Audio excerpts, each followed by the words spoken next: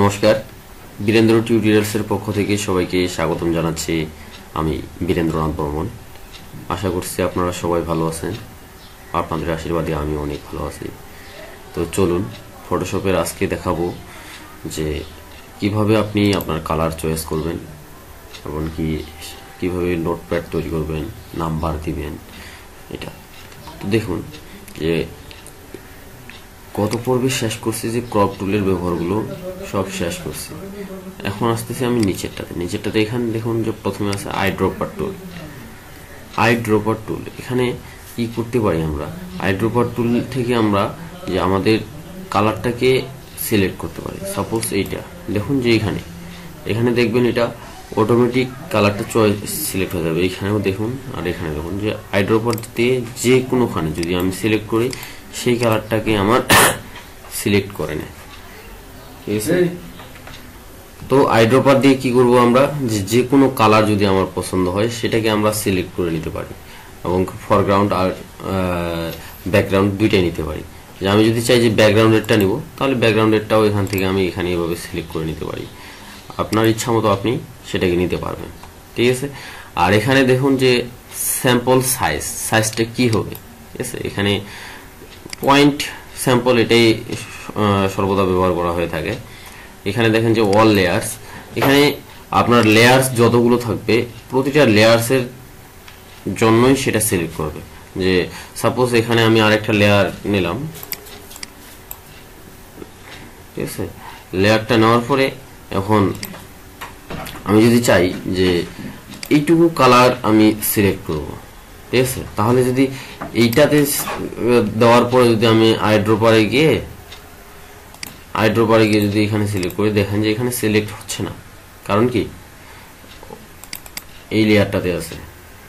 ঠিক আছে, তাহলে কি করব, এটাতে উঠে যদি এখানে যদি দেই, সরি কাজ করতেছে না, এই লেয়ারটাতে করতেছে, এই লেয়ারটাতে করতেছে না। ঠিক আছে, কারণ কি, এটা আমার রেক্টেঙ্গেল হিসেবে আছে।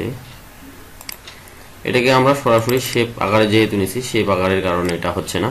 তো শেপ আকারের জন্য আমরা কি করব, যে ডাইরেক্ট যদি অন্য কালার চয়েস হয় সেক্ষেত্রে আমরা এটাকে ডাবল ক্লিক করব। ডাবল ক্লিক করার পর এখান থেকে যে কোনো কালারে আমরা নিতে পারি।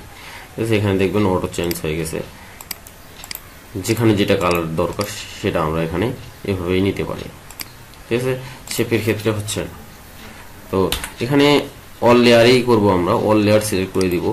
আর যদি এখানে যদি কারেন্ট লেয়ার দিই, তাহলে যেই লেয়ারটার উপর সিলেক্ট থাকবে সেই লেয়ারটার উপর আমার কাজ চলবে।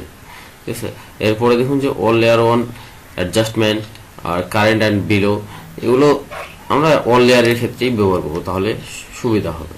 আর এখানে আছে শো স্যাম্পলিং রিং। এখানে যদি আপনি রিংটা দেখতে চান, যে আমি এইটুকু দেখেন যে এখানে উপরে যেখানেই নিয়ে যাব সেখানে উপরের কালারটুকু কিন্তু চেঞ্জ হবে। যে আমার মিডলের পয়েন্টটা যেখানে থাকবে সেখানেই থাকবে। ঠিক আছে, যে দেখেন এখানে এখানে ঠিক আছে, যে কালারটা আপনি এখানে বুঝতে পারবেন যে এখানে যদি টিক দেওয়া থাকে তাহলে আপনি এখানে দেখতে পারবেন যে কালারটা কি ধরনের ওইখানকার। তারপরে আপনি ওইখানে এটাকে সিলেক্ট করতে পারবেন। আর এটা যদি তুলে দেন তাহলে এটাকে দেখতে পারবেন না, এখানে সরাসরি তখন আপনাকে এখানে দেখতে হবে। ঠিক আছে, এর পরবর্তীতে এখানে কালার প্রসেস আর এটার ব্যবহার তেমন নাই। ধন্যবাদ টিউটোরিয়ালসটি দেখার জন্য। যে আমরা আই টুল বা আই ড্রপার টুল দিয়ে কিভাবে আমরা কালার সিলেক্ট করতে পারি সেটা দেখলাম। এর পরবর্তী টিউটোরিয়ালসে দেখাবো যে কিভাবে আপনি 3D ম্যাটেরিয়ালস আই ড্রপার টুল ব্যবহার করবেন, তারপরে কালার স্যাম্পলার টুল, এগুলো পরবর্তী টিউটোরিয়ালসে দেখাবো। তো ধন্যবাদ। দয়া করে আমার চ্যানেলটিতে সাবস্ক্রাইব করুন, লাইক করুন, কমেন্ট করুন এবং শেয়ার করুন। Thank you.